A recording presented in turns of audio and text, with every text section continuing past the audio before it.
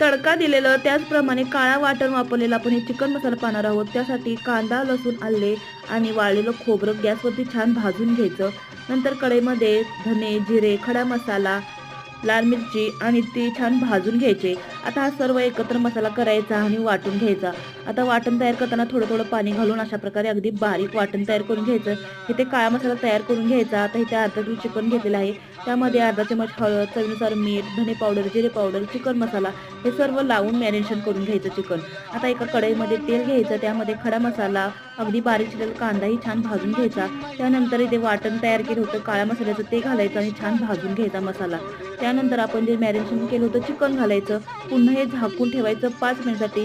नंतर यामध्ये गरम पाणी घालायचं आणि चिकन 10 मिनिटं छान मध्यम आचेवरती शिजवून घ्यायचं. आता कढईमध्ये तूप घेतलेलं आहे 2 चम्मच आणि लाल तिखट घालून अशा प्रकारे तडका देऊन तयार करायचं. काळा मसालामधील चिकन